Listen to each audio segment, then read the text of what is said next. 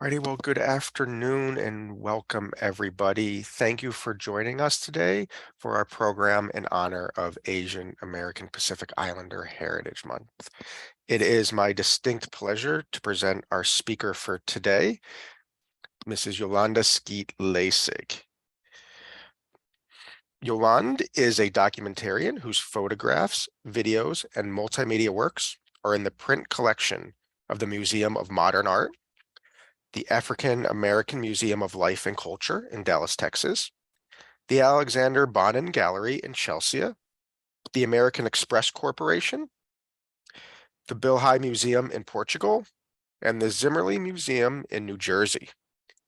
She has also served as director and co-founder of the Sume Multidisciplinary Arts Center in Newark, one of Newark's leading artist-run alternative spaces from 1993 to 2015.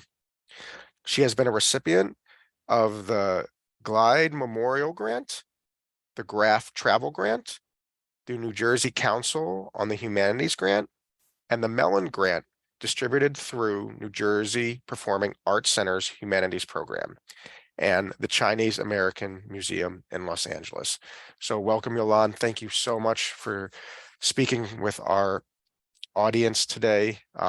Before we jump into your presentation, which is extremely exciting, I had a little bit of a preview last week of it. I just want to go over a few housekeeping items. First and foremost, we will be taking your questions at the end of her presentation, but please feel free at any time to submit them using the Q&A or the chat feature in the Zoom dashboard. There will be a survey available at the end of the webinar, so we ask if you have time, please complete the survey.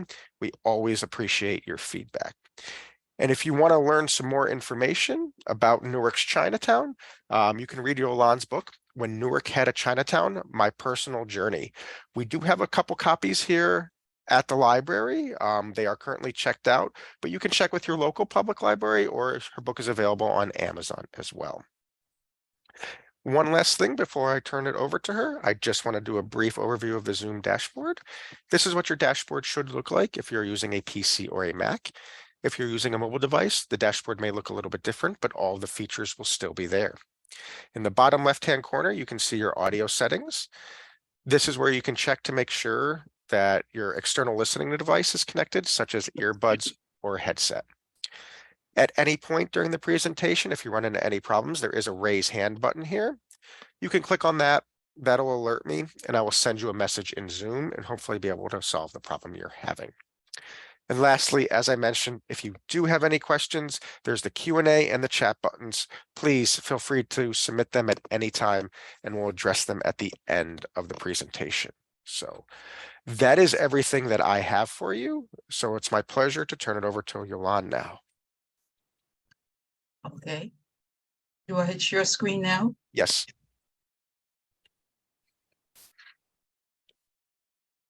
Okay. Great. Good afternoon. I hope you've all brought your lunch to sit and eat while you're listening to this. I want to read this to you. Despite our perception that the past is something that is past, the past is very much a part of the present. It becomes a matter of convenience psychologically for us to cast aside certain things into the past, trying to discard them. The reality is that those things have not only a direct influence, but continue to play themselves out in the present. And I found this when I was watching a film called Invisible History, Middle Florida's Hidden Roots, which I recommend that you watch. It's very moving. But what got me about this was that looking at today and the past history, we begin to see the parallels of what has played out before and what is playing out now. And it's not that we can find answers directly, but we can actually see some of the changes that have happened. And in my opinion, it's moving very slowly.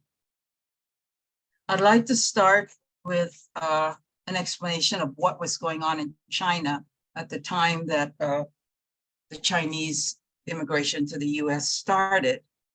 China was one of the richest countries in the world. We all know that. China led in agriculture, medicine, the culinary arts, and the production of consumer products. In 1850, China produced 33% of the world's gross domestic product. The most universal item that China sent out to the world was tea. The European countries consumed tea at a fantastic rate, to the point where people actually became dependent on having their tea. So when the ship sailed into Canton or any of the other ports, it was tea they were looking for. The Europeans did not have much to trade. What they had, China didn't want. China was not interested in wool. China had the padded cotton, which we've seen in the Chinese jackets and Chinese clothing. The Europeans had, they were starting to become industrialized. So they had started bringing in machinery. China didn't want this machinery because bringing in this machinery meant that a lot of Chinese people would have very little work. Once you mechanize, it uses less people. I don't have to explain that to you. We've seen that happen here. But they set off in the Portuguese and the Dutch and the British set off to try to find a new way to China so that they could get Chinese silver. It was basically the silver that they wanted.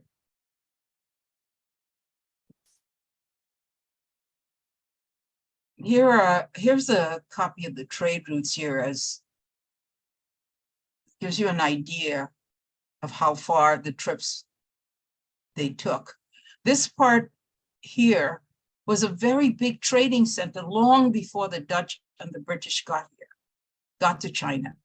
However, and going around here was there was a tremendous fear of coming down this way, going around the Horn of Africa, as it's called. But once they did it and they found that they could use the winds in enough of a way to get the ships blown the way they wanted, they were able to make it, and thus began the enormous trade that led to the demise of the Qing and the Industrial Revolution booming. Now, interestingly enough, one of the things I found out was there was a Jesuit priest by the name, and the Jesuits were one of the first to go into China. They brought into China a memorization technique that was invented by an Italian called Ricci.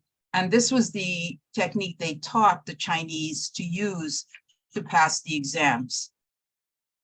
It was a very successful technique, and many of the Chinese who wanted to get to higher ranks were able to use it.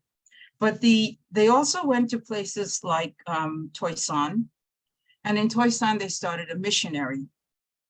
This missionary is the same missionary that my grandfather was one of the missionaries there, gave my grandfather and other Toisanese families money to put their kids onto ships to send them to the New World. Because you have in China going on at this time, you have the Opium Wars, you have the constant fighting that is going on in that particular Guangdong district. Let's go back a bit here. This is the world before capitalism, greed and world domination, because everybody wanted to make money. So the greed comes from the shipping of the vast amount of tea, the vast amount of everything they could ship. Racism is just starting out now because there begins to be British, Chinese, British, Indian racism. The creation of the middle class. The middle class and the upper middle class is consumed the most. The creation of consumerism, industrialization affecting the common man, because now the common man comes out of the farm, he has to work on machines. And the role of religion, religion played a very important part in keeping the lower classes under control, put it that way. But it also allowed gave the Chinese, once they got to America and they connected with the European Christianity, gave them a lot of freedom. There's so many things going on. And one of the things that amazed me when I was doing my research was to find out that, yeah, I was looking at Newark, Chinatown, but Newark, Chinatown was being affected by all these things. Okay, so you have Chinese bringing in opium to, no, the British bringing in opium to China, which they gave out freely at first because China wouldn't trade with them in the way they wanted. They gave it out freely and got the population completely hooked on the opium. They had already done the same thing in India, had basically just about taken over India. So in India, they started creating factories. Let's go forward a bit.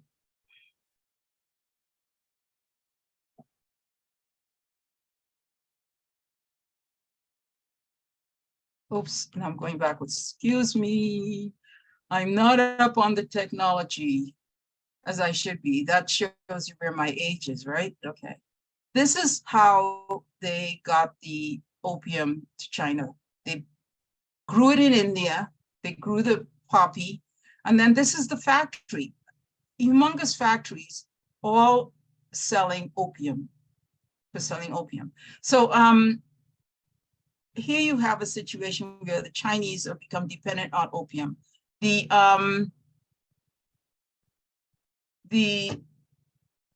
Chinese government had put a ban on the selling of opium because they knew that it was bad. They knew that people would get addicted to it. So they didn't want it in their country, but it didn't matter to the British because they wanted to make their funds. The ancestors of the Taishanese people are said to have arrived from central China under 1,000 years ago and migrated into Guangdong during the Tang Dynasty. Here's a beautiful picture that I found of one of the Hakka homes in Taishan. And these are the old Toisanese villages that are, in my opinion, beautiful, even though they're old and falling apart. This is a picture of Toisan taken in 1990 by Daisy Suhu, whose husband and who was her husband, Frank Suhu, grew up in Newark, Chinatown. They were married and they moved out of Newark, Chinatown, like most of the people of the time did. This is just plain information about Toisan being on the river Delta, the Qing dynasty seeking revenge against the Cantonese. So the Qing dynasty did not really care for Cantonese people. They were always causing trouble as far as they were concerned. And the Toisanese and the Cantonese had a reputation for being, we don't take any crap, you know? So the Qing dynasty was like, okay. And that was where most of the if you look at the 8 uprisings that happened during that period of China, you'll see that it mostly came out of that area. This is one of the sayings that I found written by Francis Xavier, who was the missionary that went to China. And this is Queen Victoria, of course. We know who she is. Now, opium didn't just come to just China. The British had been selling opium in England, so much so that Conan Doyle, who wrote the Sherlock Holmes stories, had his main character as an opium addict. Sherlock Holmes was an opium addict. So opium was not anything that, you know, was new. It's just that it hadn't come to China until in the context that it did until the British decided to import it in that way. And they really did import it. Commissioner Lin was appointed by the Chinese government to stop the manufacture of opium in India, destroy all the opium, and stop it from coming to Guangzhou. Okay. Now, at this point, the Chinese government had told the British they could only trade in Canton. Well, when Commissioner Lin wrote a letter to, well, let's back up a little. When that happened, this is the treaty. I want to show you the treaty. This is the response that the British sent. They sent warships to the Chinese coast and bombarded the Chinese into submission. The surrender terms were, this is the surrender terms that they give to the Chinese government. Open 5 ports, including Canton, which was already open, and Shanghai to further develop the opium market. In other words, you have to let us bring this opium in.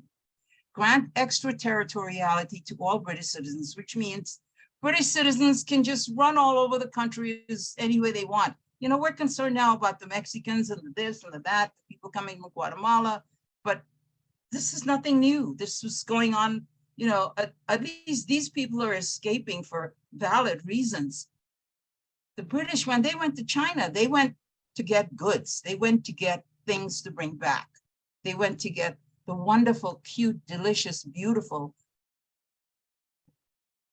ceramics. Every housewife, every home in Britain had Chinese ceramics, and it was considered a sign of posh, a sign of being upper crust to be able to serve your guests with these British ceramics. And they had to secede. They had to cede Hong Kong to the British, which meant this was the first time, you know, we talk about Hong Kong, you've seen all the stuff that's going on, but this is what happened. This is how Hong Kong got to where it is now. China had to give Hong Kong to British. It's like giving away your own child, okay? All this turmoil have weighed heavily on the mothers of the young men of Toisan. I figured that the women of Toisan must have looked at their sons and said, oh my God, what's gonna happen to my sons? What's gonna happen to my family? What's gonna happen to my children, my grandchildren?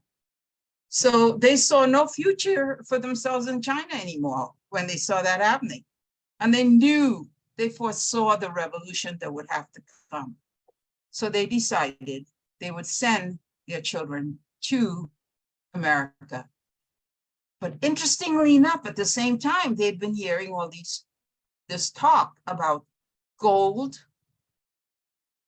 and how rich you can get if you find the gold. So there are several things going on. The young men are going to America to search for gold. The Chinese, the priest, the Jesuit priest, are helping the young men to get to the islands. And like, for example, the island that I came from, Trinidad. They were bringing them in, they were bringing the Chinese in there to replace the slaves. The slaves had been freed. They didn't want to work on the plantations anymore. The sugar plantations were hell. So they brought in the Chinese. Unfortunately, it didn't work because the Chinese were not used to slaving in that way, in hot sun, mosquitoes, snakes, all the things that these slaves had to deal with. They hadn't been doing it for centuries already like the slaves had. So they were dying, they were getting sick, and eventually many of them took the ship and went back to China. A few stayed, and thus I came about to be. All right, so we're moving forward now to the Chinese arrive in America and they're doing their mining in California, and they're not finding any big, huge amounts of gold because by the time they got there, most of the gold had already been taken by the European miners, the European American miners who had already ravaged the earth. They invented all kinds of ways of sifting the sand. The thing about the Chinese that's amazing is that they're very good at inventing ways to make life easier. And that's because they were farmers for so many centuries and they had to make the farms work. So they invented ways to sift the water and the sand out so that the gold would be left and they would have these tiny little pieces of gold that they would be working so hard to get. Some of them were sold mines that were totally dried up, but there was no way for them to know that. They didn't speak the language. And the other people, the European Americans, were not going to help them. Moving on, we know this picture. This is a very famous picture. It's about the transcontinental railroads and the building of the railroads that went through these mountains, and how important it was to blow up these mountains to get these tracks. The Chinese were the only groups they could hire, because if you're Chinese and you know you're going to go back to China, you find a way to get into that mountain, set the trap for the dynamite, and get out as fast as you can. They were the only ones that would do it, could do it safely. So they were really in demand. I found a list of all the railroads that were built in the US. Every single railroad was built by Chinese workers. Those who did not start out with Chinese workers ended up with Chinese workers, because when it came down to the details of the engineering of it, it was only the Chinese workers who knew how to do that. Their skill became so proficient. In Colorado of 1880, just to show you the kind of racism that's building up, Chinese towns were destroyed, they were burnt, they were seen as taking away the jobs of the European Americans. And in one situation, there was a, here, look at this one first. This one really gets to me. I mean, here is this woman that's supposed to symbolize America. And here's the Chinese man, and he's in chains, or it's his hair, but it looks, he's like, it's a very demeaning position for him, that they have to put him in this position. But this is the kind of stuff that was in the newspaper daily. Let's go back a bit. There was a shoe factory in, it wasn't Boston. Oh gosh, I'm having a senior moment here. They couldn't find, they used mostly Irish women. And the Irish women worked in the factory. Here they are. And they got so little pay. And you know what that's like. It goes on today. We only just started to crack it. My generation, women were, you could find a job, you're lucky. You never got paid what the men were getting paid, even though you were doing the same work. You had to bring in their coffee, you had to put up with their grabbing your behind and other horrible situations to work, especially if you were not European American. Well, these Irish women had to go through the same thing. And the reason they had to go through the same thing is because there was a famine in Ireland, and many of them were starving and dying. And so they took the first boat out. It seems like a lot of the immigration of this country is a situation where the people that are immigrating are escaping situations that they don't have answers to, they can't control, and governments are not helping them. Okay, so these women, the Crispin Union, North Adams, Massachusetts, as you can see, it comes back now, okay. They go on strike because they want more pay.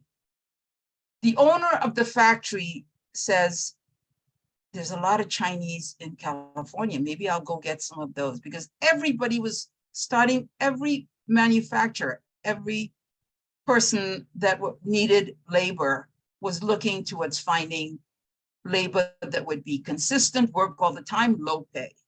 So he went to California and he met a man named Ah Sing.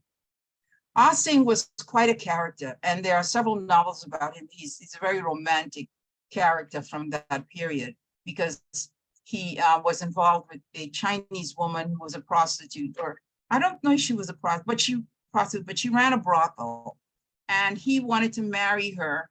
And with the intention of taking over her brothels as part of his consumerism, consuming wealth. Well, she rejected him, and he got so the fuss it created in Chinatown was so enormous that actually one European American woman actually wrote a novel about it. But let's go back. He was able to collect young men from the California area who had just finished working on the railroads. Now look at these guys. Now I know some Chinese people are short, but tell me, look at these faces. Don't you see that they're barely men. There are some men among them, but some of them are children. You can see how young they are. This is what the Chinese mothers sent to America. Losing your son like this must have been just unpleasant. So they came, and he brought 75 of them, or 78 or something like that. And when he brought them, it's funny because the story goes that when he brought them, they arrived and these women were out there ready to meet them. You're not getting into the factory. So one of the Chinese men walked up to the women and said, "Can we join the union?" Well, you know, that was met with total disdain. Of course, what, join the Crispin Union? Of course not. But the shoe manufacturer brought them in anyway, told the Chinese women to go, and whoever wanted to stay, he said, told the Irish women to leave. And if any of the Irish women wanted to stay, he said, you can stay. Some stayed. One or two stayed, the same as later on I'll explain another place where this happened. And they were very, very diligent workers, and he prospered. So this is where Newark Chinatown begins. Ah Sing was also asked by a laundry owner named Hervey to come to Belleville, New Jersey with a group of Chinese because he was having a similar problem. His Irish women were also on strike. So Ah Sing pulled together his group, and Ah Sing wasn't the only Chinese male that did this. There was such a need for Chinese males that there were a lot of different, people, including a Dutch man by the name of Koopman Schack, who also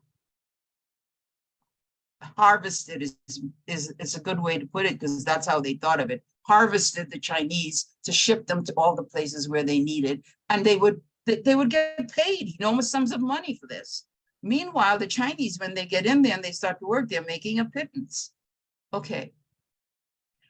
This is a picture of the dormitory that they lived in. They celebrated the Chinese New Year a year after they were there. And this gives you a sense of where and what the life was like. In the background, you see the chimney, which is where the laundries were. Okay, so that would be where the laundry was that they were working on the clothing. And this was where they actually slept. Now, there's a lot of things to look at here, okay? You've got a time where the population growth is very high. The country is becoming industrialized. There's a lot of factories. The factories are letting off all this black soot and smoke. People are working, their clothes are getting dirty, there's disease, all kinds of unpleasant things are happening, along with the good things of there being the factories and you can make some money. So there was a lot of wash needed to be done. Laundry business was very, very prosperous. Here's a map of how this area looked.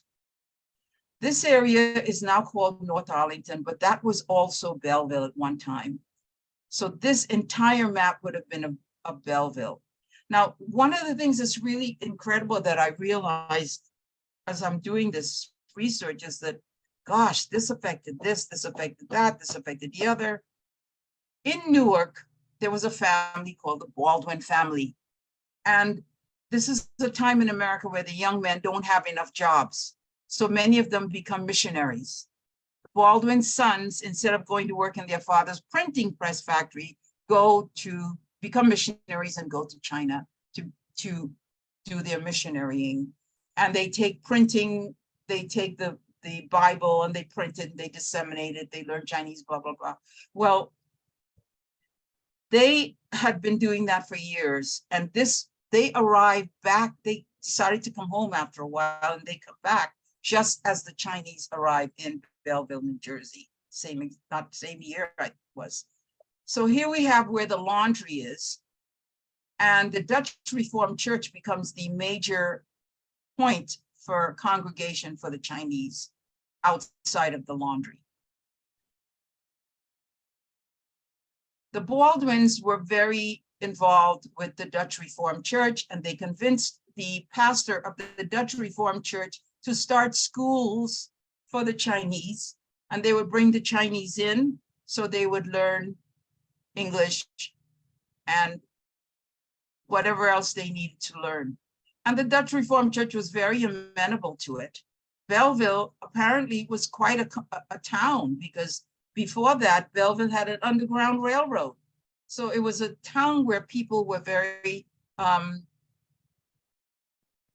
open to new things, very good at treating other people, not just because of the color of their skin or their religion or whatever, but just as other human beings. So I have to commend that town. So they arrive at the laundry and they start working. Laundry. Everybody knows what laundry's like. Every woman knows what laundry's like. Well, men, welcome to the club. I know a lot more men are watching now than did in my generation. Wash, iron, hang it up to dry. And New Year celebration. How wonderful to have a New Year celebration in 1871. We're happy that we have left the Qing dynasty, China. Throwing this in, let me remind you that the people that are living in China are now under the yoke of the Qing dynasty. They were Han before. They were Ming, which is a Han. And now they are Qing, which is a northern group that has invaded China, okay, and taken over. Once the Chinese get into the laundry, they start having problems. And it's not with the, funny, it wasn't with the people of Belleville they had the problems with. They had problems with the administration that were hired to take care of the things that were needed. For example, the Chinese were doing the washing, but the people that were in charge of getting the laundry out were white European American people, and they were not liking the Chinese being there. So every little thing they could find or pick on, they did. If it wasn't, there was one incident where one of the Chinese men did not iron the shirt properly. And the supervisor came in and said, "This is not well done." And the Chinese man said, yes. And the Chinese man actually tried to argue with him, which was something you don't do, and not to this type of person. And he did. And as a result, he was fired. The rest of the Chinese were so angry, they went to him and they said, they actually took the shirt, read it, and said, let's get on with it. But they still wouldn't rehire him. So they went on strike themselves, and they started, actually turned into a fight in the laundry. There were a lot of little trifling little events like this. And eventually it became too much for Harvey. So Harvey decided to fire the Chinese. But many of the Chinese still stayed, and some of them they kept. Interestingly enough, some of the Irish women who had left when the Chinese first came in, who had been on strike, came back to the laundry, worked with the Chinese, and found them very easy to work with. Some of them ended up marrying the Chinese men who did not have their wives with them and could not bring their wives with them. So there were actually Chinese families living in the laundry. The women would be living there with the Chinese men. The children were raised in this atmosphere and were sent back to China for education or whatever was necessary. Probably because they didn't want to raise them there and they wanted them to be Chinese. There's a lot of little bitty things like this as I'm discovering this trek, because it was a trek. And the more I learned, the more obsessive I became. The more I wanted to get down to the core of it. These Chinese, after they left Belleville, the few that were kicked out, probably the first ones, realizing that New York City was close by, they went to New York City. But New York City was packed. There were already a lot of people there trying to make their living, and they were barely making it. So they came to Newark, which is just on the other side of the river. Easy pickings. Newark was a fine city at the time. It was just becoming industrialized. One of them opened a laundry at the Kislak building, which is this building right here. It's still standing today. They have redone it. This covering that you see here is over the brick covering of that particular time.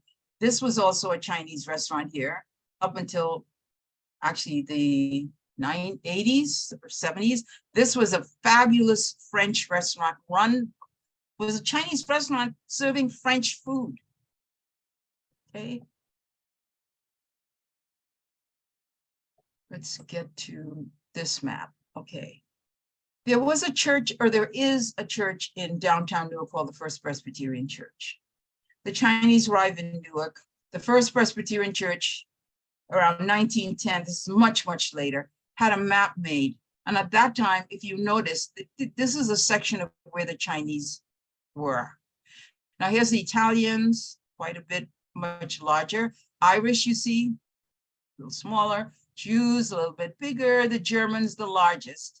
And this is the ironbound section right here. So this is like a boundary line right here, okay? Let's go back.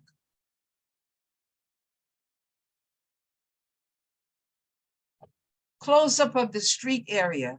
Chinatown consisted of Mulberry Street, which was the main drag, as you would say. Fair Street, which was later named Lafayette Street. And if you're familiar with Newark at all, these streets will ring a bell for you. This is Lafayette Street. This is Green Street. This is Franklin Street. Lafayette Street was the street on which the Baldwin farm was when the Europeans first arrived in New Jersey to settle. They settled up on the hill. This is hilly. It starts to come downhill here. And it was at the top of the hill. So they had their farm there. Later on, they built their house. When the farm closed down, they became wealthier. They built townhouses for members of the family. So there were 3 townhouses built along here, and the families occupied them. Later on, one of the townhouses was destroyed, and the city put up the land was donated to become the fire station. Okay, so you have all this becomes Newark Chinatown, Franklin Street, Columbia Street, Liberty Street. Okay, there was also Liberty Alley, where actually a murder was committed in Liberty Alley. Probably one of the Tong Wars that they had. The country was not perfectly peaceful. It was having its usual turmoil. Immigrants were fighting each other, you know, power was the main thing, was who in power or not. And I want to explain about the Tongs, because people always have a negative connotation about the Tongs. Well, the Tongs should not be given a negative connotation. The word Tong means hall, H-A-L-L, hall, you know, hall where you gather. And that's probably how it first started out, as a gathering place for people to meet and discuss, okay, What's happening with the farming in this area? Who's in charge of that? What's happening with the goods in this area? Who's in charge of that? Okay, who's going to manage this part of the village? Who's going to manage this route or whatever? Who's going to carry this is what the tongs were, where they organized what they were going to do. And different families began to start their own tongs after a while. So they became what I would like to think of, they really are Chinese associations. But that even changed later on. The associations were based on your name, okay? When the clan got too big, they formed their own clan associations. The Chan Association, the Ching Association, the Lee Association, the Eng Association. Well, everybody in Newark, Chinatown was a member of the Eng Association because they were all Engs. And they all came from the same village in Guangdong. They were all Toisanese. They were all Cantonese. They had run from the same problem, and here they were. Everybody was related. So much so that when I interviewed one of the young women, who's now my age, not young anymore, she told me that the young women could not marry a boy from Newark, Chinatown. They had to go outside Newark, Chinatown to find a husband because they were all cousins. And I thought, how incredible that is. I mean, just think of that, right? Okay. Moving on now. Let's get to this building. This building is the building that started the whole story. And I'm going to jump back to how I came to be able to do this. I was teaching high school at Brooklyn Tech High School. You all know Brooklyn Tech High School. It's one of the high schools in Brooklyn, one of the specialized high schools. And every morning I would have to leave from Newark to go to Brooklyn to teach.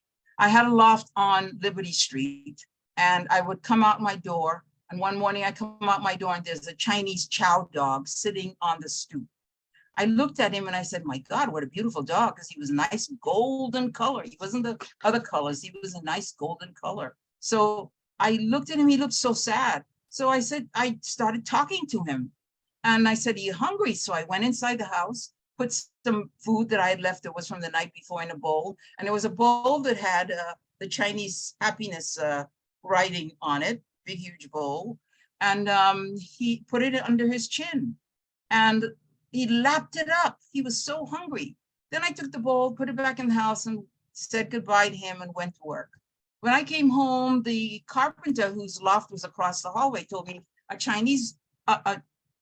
a golden-haired dog had come into the building, lay down at my door, and slept there all day. So I thought, oh, that's interesting. But he wasn't anywhere around. So I thought, okay, he probably went home. So I went to the grocery store a couple of blocks away, and I'm coming up the hill, which I told you there's a hill, towards Mulberry Street. And I see this animal pandering down the street a block and a half away, coming and say towards me, right? A friend of mine pulled up in a car and said, look, there's that dog. And she explained to me that was the dog everybody in the neighborhood had been trying to catch. And nobody had been able to catch him. So he comes walking up to me, and he brushes his head against my leg. And I put my hand in his mane, and it's so soft. And she says, catch him, catch him. So I grabbed the dog. And it turned out that we couldn't find the owner of the dog, my husband and I, who did not want a dog. My husband did not. And we ended up keeping the dog. And he was a Chinese chow dog, the dog that the Empress had. And I thought, oh, this is an omen. This dog has been sent to protect me or something. So I'm going to name him after a member of my family. So I named him Ming, my Uncle Ming, who had a shop in Trinidad that supported us. My uncle's shop kept us alive. Ming is the reason that I was walking Ming, because I now had to walk a dog. And as I'm walking, Ming is looking at the ground, and he's perusing the ground, and I'm perusing the buildings. I come upon the top of this building, the sign that says Lun On Company. And I say, oh my God, that's a Chinese name. Where are all the Chinese people? There were no Chinese people around. So then that was really funny. Why would someone build a building like this and put their name on top? Well, it turned out there were 3,000 Chinese living in Newark at that time. This is one of the On Leong Tong's buildings that was built in the 1920s or just a little before 1920s, 1930s for the Chinese community to live. This is also one of the buildings that they built. There were several buildings in that Mulberry Street area that they built for the Chinese community to live in. And that was how I began my search for Newark Chinatown. Then I had to find the people. Finding people is a lot harder than going to the library and looking up research. At that time, there was no internet. You know, you had a telephone. You couldn't send email to someone. However, email came later on, and I actually was able to use it. I found this. This was a doctor, one of the first doctors in Newark Chinatown, and he lived on Fair Street. Fair Street is Lafayette Street. And he had all the things necessary to keep the people in Newark Chinatown healthy. And I found Eng Gim. Eng Gim was the great grandfather of Frank Eng, who was one of the most important characters of Newark Chinatown that I have ever met. If I had the time, I would read the whole chapter on his story because he's such an amazing man. His family had been on the route that came across from China and went to South America and California. They had settled in, they had jumped ship. His one male member of his family had jumped ship, stayed in California, worked, had a shop, and eventually moved up. Other family members moved up too, and they became workers on the railroad. From there, he eventually ended up in Newark, of all places. And how he came to Newark was he was one of the people chosen to come to the laundry. They were one of the, they was part of the group chosen to come to the laundry. So his family went to the laundry, then moved to Newark and settled in Newark.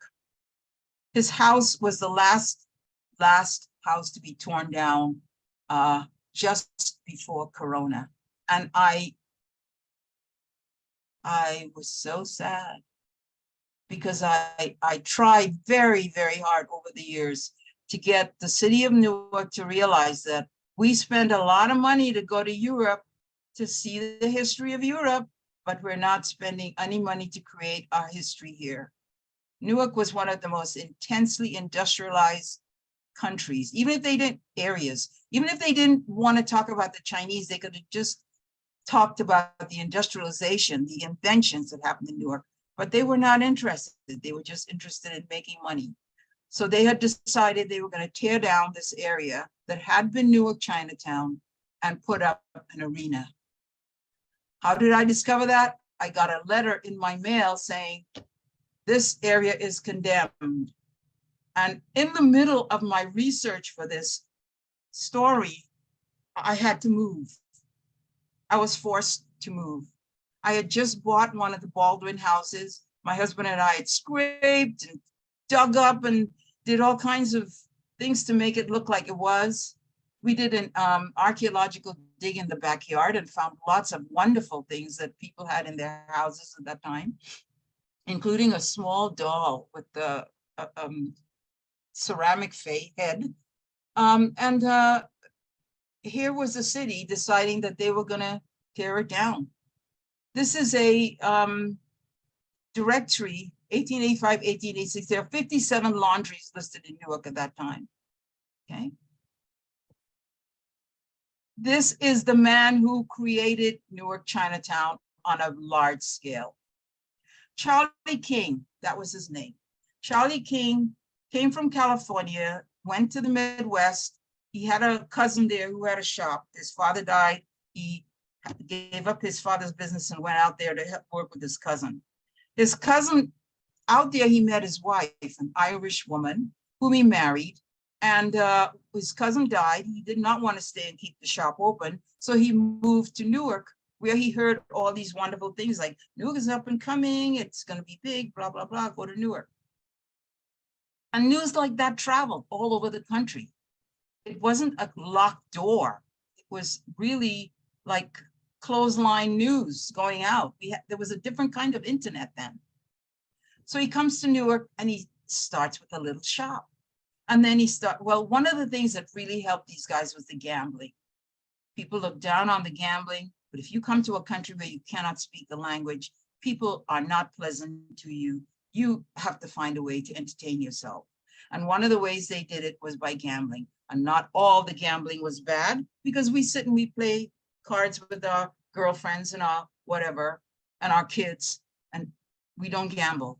But the gambling after hours in the back of the stores was what made the Chinese able to support themselves beyond just every little bit. Here's some flour, here's some bread, here's some lard. Okay. He opened one store, then he opened another one. Then he brought his cousins over so that they could open a store. Now remember, we have the exclusion laws going on. So the only way you can get in and out of America to go to China is by claiming to be a merchant, because merchants were allowed to travel. So once you own one shop, you are a merchant and the doors are wide open to you. So he brought in his family and the families opened their shops. They were all merchants. Each one would go back. They would see their wives and their children they couldn't bring. Sometimes they were allowed to bring their children, their sons, and a few of them did. This is a restaurant that existed in, let's see, 1910. And you notice this is a pretty posh restaurant. This is not a fly-by-night diner. This is class. These are the people that were buying the tea that the British were getting from China. These are the consumers. Take a good look at them, okay? Because they are the ones that were connected to China, the opium wars, the tea trade, all that stuff back there, okay? Let's move on. Ooh, where's the next slide? Won't come. Andrew, are you there? Yeah, Oh, should be able I to just can't- click on it. click on it. Let's try clicking on it. There we go. Okay. Thank you, Andrew. James Seymour is now going to come into the picture and play a big role. James Seymour started out as a young man. Now, every time I find another person in this story, I have to find out what their early life was like, because the things they do are so amazing to me. I can't figure out, I have to have some kind of way to see a pattern. James Seymour grew up as a young man in New York City. His mother remarried, his father died, right? His mother remarried a Spanish nobleman, and he was taken to, he was now able to move among the upper crust of society and have a life of a gentleman. But this was very boring for him. So he decided he was going to become an engineer. So he went and he hired himself out to all the shipbuilding places and started learning all the engineering that was going on. And they sent him to Cuba to work, to help with the building of the railroads. When he went to Cuba, he saw that there were the people building the railroads, even in Cuba, were Chinese. And what he couldn't bear to see, which was what was happening also in Trinidad, was that the heat, the whipping, the bad treatment were really making them sick, et cetera, et cetera. So he started to teach them how to defend themselves against the guys who were in charge of them. And of course, that was a no-no. This young man comes in and starts to disrupt the Chinese, the plantations in Cuba. So the Spanish had him evicted from Cuba and sent him back to New Newark. Once he got to Newark, he started getting involved in business. He eventually ran for politics. He became the mayor, and he saw what was happening to the Chinese in Newark also. So he decided he was going to build an arcade which would go from one street all the way through to another street that would be lined with shops on either side and would be a beautiful walkway where people could stroll with their umbrellas, the women with their umbrellas, look in the shops, buy the curios, et cetera, et cetera. And he started to do this, but he died. His wife, Anna Seymour, was devastated, but she was determined to carry on his legacy. And she tried very hard. Took her years, but she finally got it done. This is a picture of the young men, the leading young men of Newark, Chinatown, around 1910, 1920s, whatever. This is Joe Young, who supplied me with this photograph. Joe Young came to Newark when he was 13 or 12 or maybe even younger, and worked in one of his family shops, worked his way up, and his story is a part of the humongous stories in my book.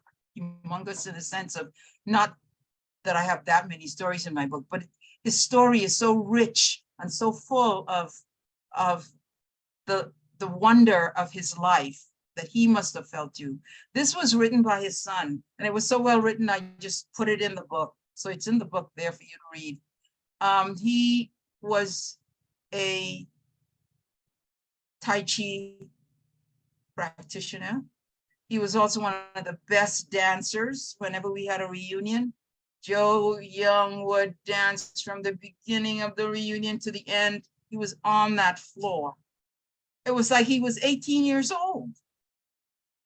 I think this is one of the Baldwin women who was able to get these groups of young people together.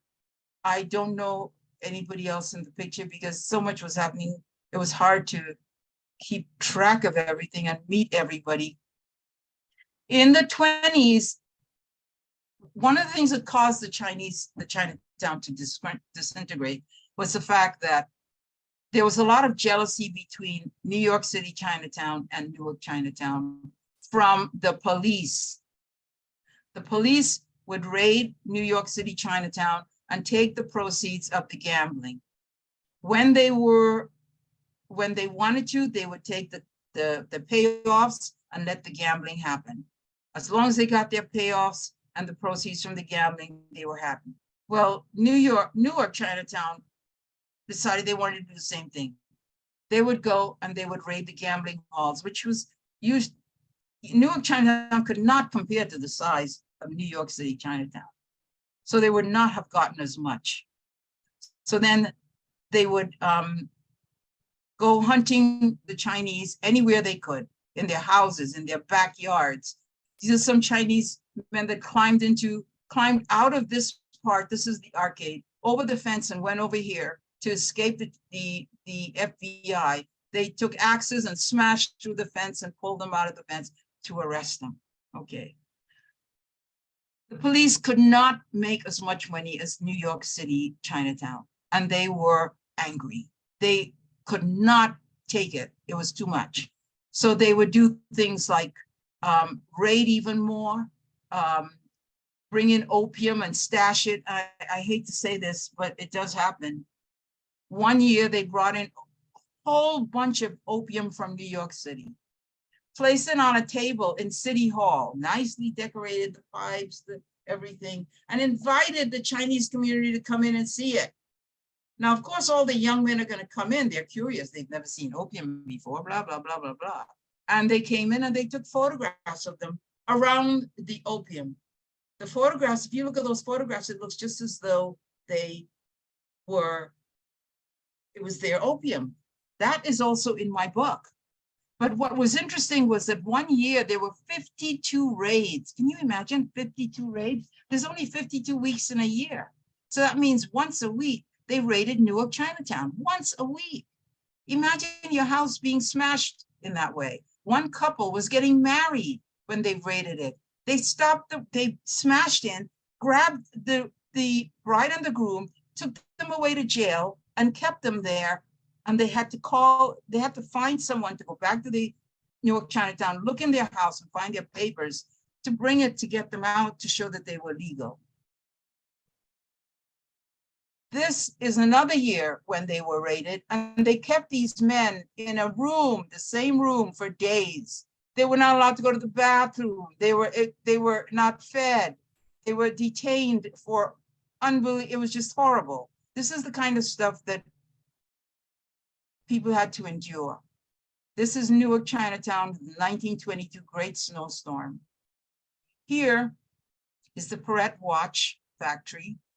And, oh no, this is the meat shop. This is the meat market. And this is the Perret factory here. And Newark, Chinatown is over here somewhere.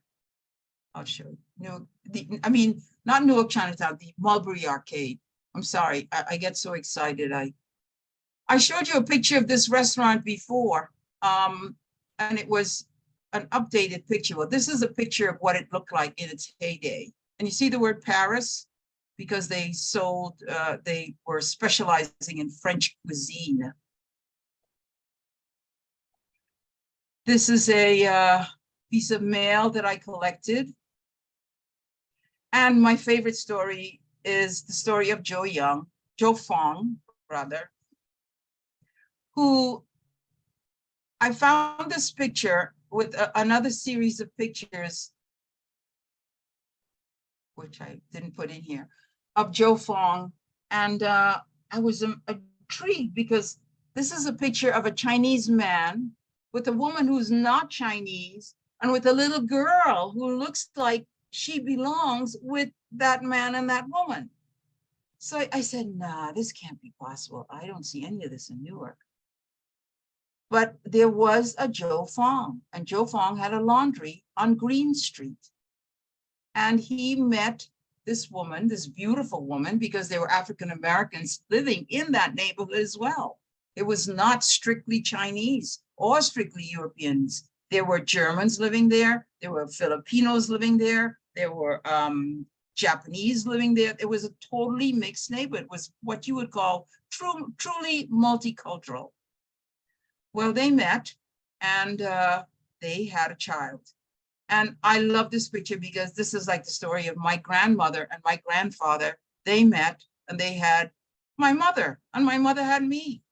And this is my family right here. I think of them that way. He was also not the only person, the only Chinese man to marry an African-American woman. But like I said, if you couldn't marry anyone in the neighborhood, you had to go find someone outside the neighborhood to marry, right? Here's a new newspaper clipping of the Chop Suey restaurant on Mulberry Street, 204 Mulberry. Maybe there's somebody out there who lived at 204 Mulberry, or actually their father or grandfather may have. This is Mulberry Street in the heyday of its snowy winter. And this is Mulberry Street in the summertime. And there are the ladies in their fancy dress trying to go from one restaurant to another, or trying to find a cab or whatever they're doing. But notice the amount of, even then, in this is the 30s, but it was this way for quite a while. It was this way up until the 50s. And look at the amount of restaurants you have here. You have the Shanghai restaurant, which was the top-notch restaurant on this side of Mulberry Street. You have the Canton restaurant here. This here is an herb shop, Chinese herb shop. On Sing Laundry. This here is the Mulberry Arcade. And a lot more chop suey restaurants in here. This is the Lunon building, the one I showed you. So here it is in the 1930s, still right up there with the rest of them. This is the fire station that was built when they tore down the Baldwin House. And these became factories by the time I moved to Newark, and were all gone. This had been torn down, and these had, by the time I got there, were all becoming all empty lots, to say. This was still standing, but it was shabby and falling apart. The Mulberry Arcade was, like I said, went from one street to another, Mulberry to Hamilton. Just Mulberry to whatever. Anyway, this line was drawn here by police because a man was murdered and they found him on this spot. Here are the shops, nice little shops. It's kind of run down in this picture because when this picture was taken, It was taken long after. The murder happened in March of 1924, but the picture, it was taken much, much later. And I was lucky enough to find the story of that murder, how it happened, what occurred, and that is in my book as one of my favorite stories, because it's a love story also, as well as being a story of survival. This is Gladys Eng, my true friend. It's funny how I met Gladys. We met Gladys on the I met Gladys on the street in New York City, Chinatown, and she turned out to be Gladys Eng.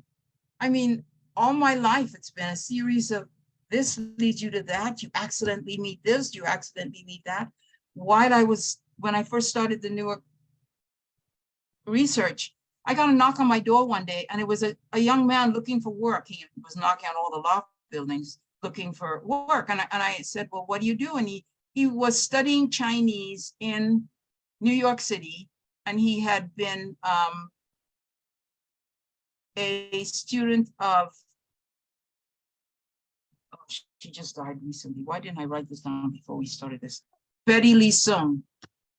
Betty Lee Sung is the woman who discovered all the files of the Chinese in the docks on the river, rotting.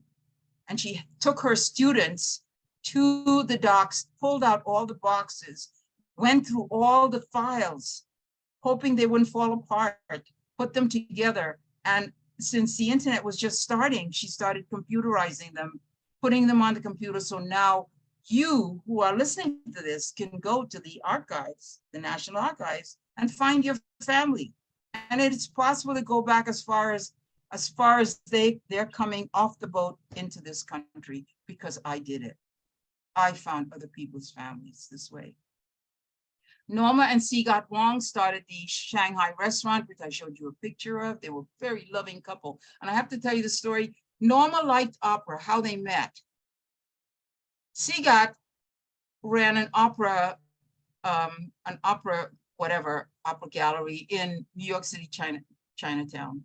And Norma loved Chinese opera. So she and her friends would always go to the Chinese opera and hang out. So she met Sigat there. And he was so fascinated with her. Oh, he treated her like a princess. So then he dated her and started taking her to the opera. She could get at the opera all the time. And eventually they got married, and they bought the Shanghai restaurant in Newark.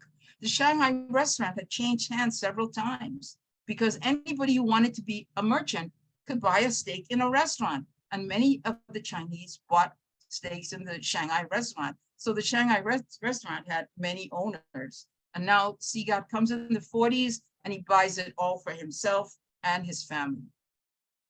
There they are again. She is a picture of, she could be another Anna May Wong. If you know who Anna May Wong is, you know what I mean. Isn't she beautiful? And look at the way he's looking at her. I mean, wow, this guy really adored this woman. This is a restaurant, another restaurant in Newark. Newark Chinese restaurants were so grand. They had bands. All the jazz bands of the time would come in and play at the restaurants. They had dancing. The ones on Broad Street had that. They were the bigger ones. They were usually on the second floor of one of the Broad Street store buildings that are still there now. This was Ding Ho Restaurant, which is around the corner. This was the meat shop. And these are the girls of Newark Chinatown. Now, this woman is not Chinese, but she grew up in Newark Chinatown. So these were her buddies. And these are the girls that couldn't marry the boys in Newark Chinatown. And these are the boys of Newark Chinatown. Aren't they handsome? My gosh, I wouldn't have minded marrying one of those. This is a shop in Newark Chinatown, Wah Hing Grocery Store. And if you notice Wah Hing, Eng Association, Eng, the name Eng fits in. This was Engtown. One of the things that I was told is that if you drop anything out of a window it would hit an eng, because there were so many engs in Newark, Chinatown. It couldn't hit anybody else because they were all engs. This is the school. The Chinese children were sent to Chinese school, which was above the A&P restaurant, A&P grocery store. Wow, really, a lot of slips there. This is what the laundries became, laundrettes, by the 60s. Nobody was going to the laundry, the Chinese laundry anymore. We had a reunion, and this is a group. This is Joe Young. You saw him when he was younger. This is his son, who wrote the piece that's in my book, his daughter, and this is his wife. This guy could dance. You gotta just look at him. You can tell he's not 17, but when he moved across that floor, he was 17. Maybe it was his Tai Chi. I don't think so. I think it was the Tai Chi, but it was also the mind of the man. The mind of the man was astonishing. This is Helen Zia. She was she's a very prominent political activist, and you might know her from the films and books that she's written. Everybody in Newark, Chinatown took pictures of themselves in front of the flagpole at the Newark Public Library. So if you go to the the Newark Post Office, what am I saying? This is the post office, right? That's the city hall behind it. If you go to the post office, look for this flagpole, because that's what's in this picture. The kids are playing around it, they're taking pictures, it's Sunday, they're in their Sunday best. And here's another family from Newark, Chinatown. This is one of the first reunions we held. The New Jersey Historical Society gave us the space for it. And these are all the people that came forward to get their picture taken. There were a lot more people, but it was just, we couldn't fit them in. They were shy. They hadn't seen each other in like 60 years. Some of them wept when they saw each other again. I cannot begin to tell you how moving it was. This was the next 2006 Newark Chinatown. Notice how many people are there. It's like, and everybody is so happy and was so glad to see each other. They're elderly, some are with their canes, you can see. This is the last Newark Chinatown reunion that was held, and this was held not too long ago, I would say just before the Corona. And as you see, there are very few people left. There's Jack Mon, Harry Laisui.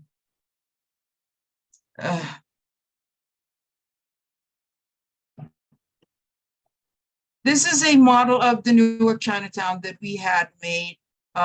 There was a Chinese artist who wanted to, he was trying to get his family out of China, and he came to the US. And his art skill was making these little figurines made out of rice dough and oil and a little bit of water, I presume. And he had done this in China and had become very famous in China. But the story is that it was one of the art skills that was banned during the Cultural Revolution. So his grandfather taught it to him in secret. And after the Cultural Revolution was over and they were looking for people who had these skills, he was one of them.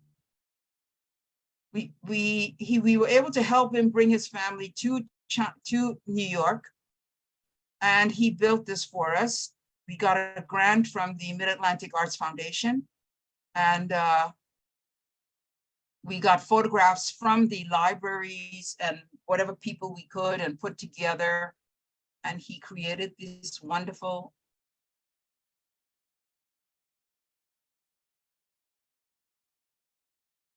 copy of Mulberry Street, one block. That was all that we could get a grant for, and that was this was the highlight area of Newark Chinatown.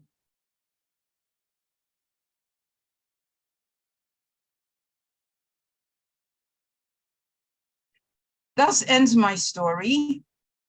When I think of this as an ongoing project, but I also think of it as a finished project for me, maybe on a big scale, but not quite, because sometimes I discover something I want to look up. But it's an ongoing project because many people have asked me, what happened to all the people who moved out of Newark, Chinatown?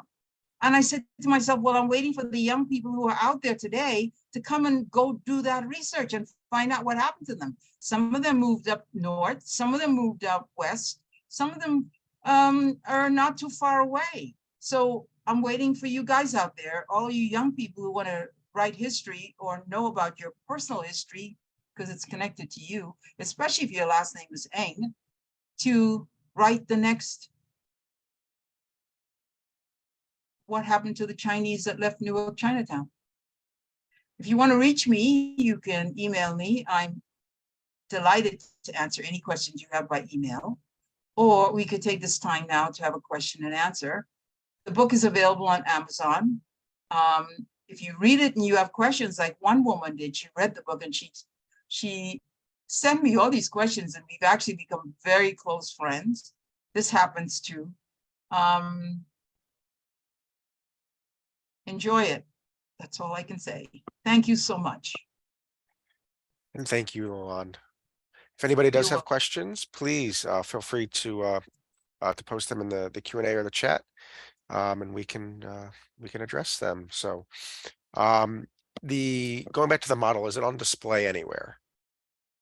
No, we have, what happened was the, this is a laugh.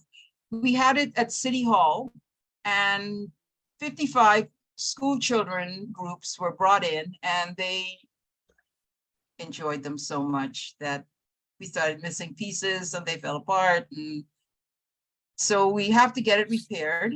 It's now sitting in the storage of the Newark Public Library. So I'm about to find the funds, because it's going to take a lot of funds to get it repaired, and do the repair on it, and then have it available for public viewing. Is it a coincidence that Mulberry Street is a main drag in Manhattan, Chinatown, and Newark, Chinatown? I thought so too. And I wondered if that was connected to Chinese culture or not. I don't know. Like Pearl Street. There seems to be Pearl Street in every town I go into. I think, I don't know. I don't have an answer to that, but if you find the answer, please email me. My husband seems to think that those are the trees that they planted on those streets in the days when they planted trees on streets. Would you have any information that the mention of Newark's Chinatown in Louis Chu's novel, Eat a Bowl of Tea? Yes. Louis Chu's novel, part of it, if not all of it, takes place in Newark, Chinatown. And when I read Louis Chu's novel, I recognized several characters in Louis Chu's novel as Newark, Chinatown people. And I saw the movie, and the movie was wonderful. What I liked about the movie was it was very, I like the romanticized area. I'm very that kind of person. I'm not one of these cold people. I like the guys looking in their fedoras and their suits and stuff. To me, that's really cool. And I like that movie. Some people today think it's too romanticized, but the book.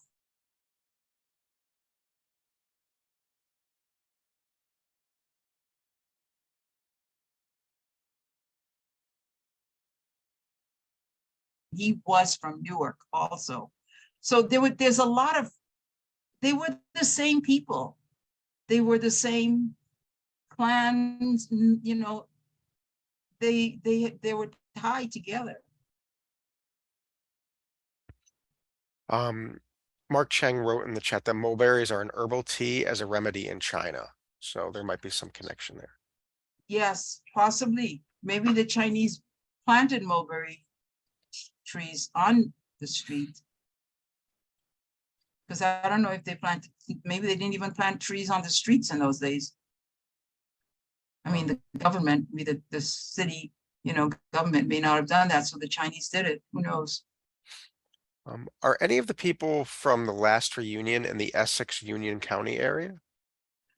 The last reunion, no, nobody that I know of is living in the Essex County area. Let me see if I can go back.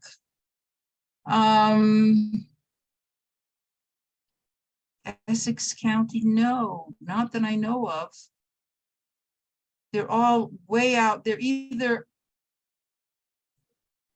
they're outside of the Newark is Essex County. No, they're outside of Essex County. Some are up northwest, north. My memory is beginning to get a little sticky. You know, I'm going to be turning 80 soon. So I'm beginning to get there. And these guys are my compadres. I love them all.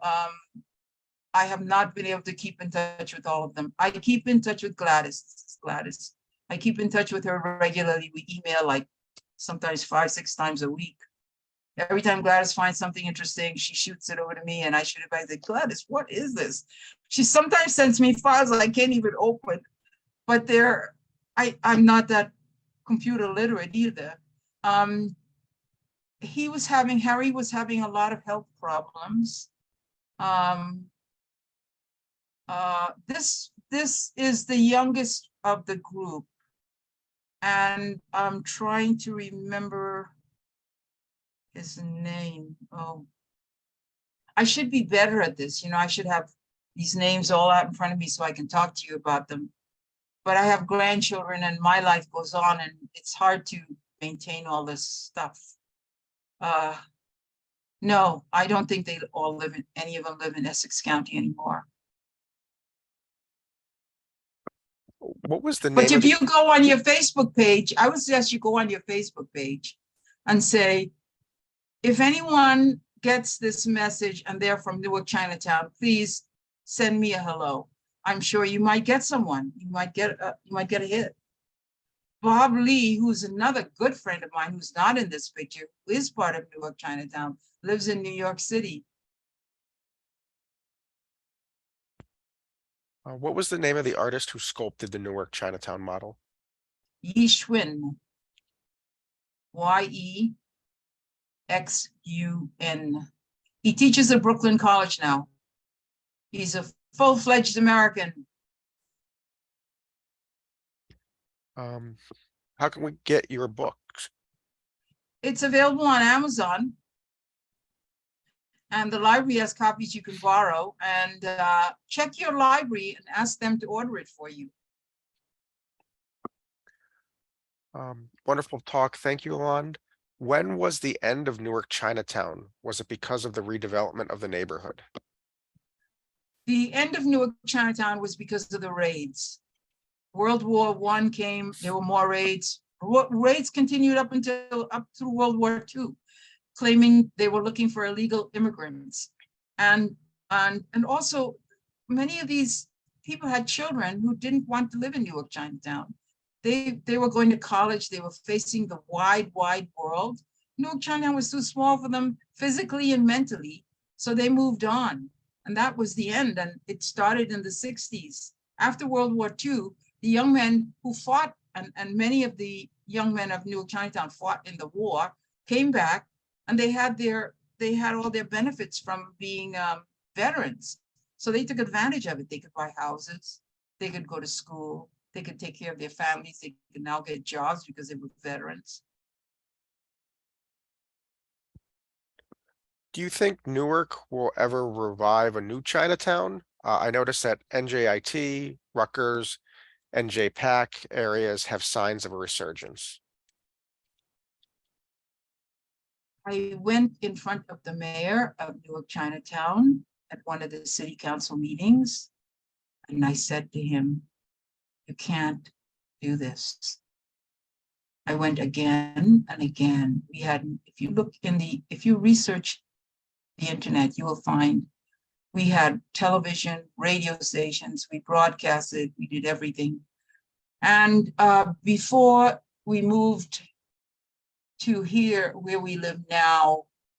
Let's see, 3, 4, 5. 5 years ago, we tried to get a plaque put on Edison property, which now has the slab, the slab of the Lun-On building, the top of that building is on the ground on Edison Park, in one of the Edison parking lots. Okay, like a little park they have there. This recent park, the latest park they built. We try to get them to put up a plaque. We designed it. My husband designed it. He worked with the Chinese in China to find out what materials would be good to use, what would be the best way to go about it. He did all the research he could to find out what kinds of things would be good to add to it. We had Chinese people, my husband working on, who's European, German, American, and we could not get the city to do anything. We tried to get money from the Chinese community. We got nothing. We tried everything. And finally I gave up.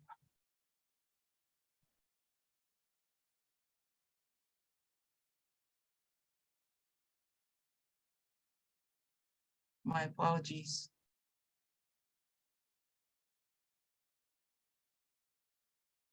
Any more questions? I heard Newark Chinatown was abandoned due to the race riots in the 60s. Is that urban myth? Yes, it's an urban myth. The riots never reached Newark Chinatown. They would go to the roofs of their buildings and see the fires, but the riots never reached Newark Chinatown. And a lot of the African-American people ate in Newark Chinatown. So they didn't have anything against the Chinese. There were African-Americans living among them. As I told you, I know of 2 Chinese men who married African-American women who lived in Newark Chinatown. So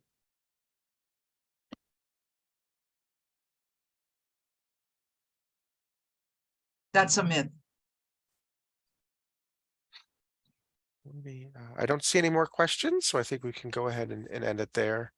I'd like to thank you so much, Yoland, for sharing this story and all your hard work with us in honor of Asian American Pacific Islander Heritage Month. There's so much yet to be uncovered, as you said, so hopefully somebody can pick up where you left off. And I want to thank you all very, very much. Your questions were wonderful. And like I said, if you want to talk to me, you got my email. Email me. All right. Well, thank you everybody for attending today. We hope you found it as informative as I did, and we look forward to seeing you at one of our future programs. Yes, this presentation is being recorded, so it will be available on YouTube, and everybody who registered will get a link to that recording. So I will just say to everybody, be safe, be well, and hopefully we will see you soon. Bye.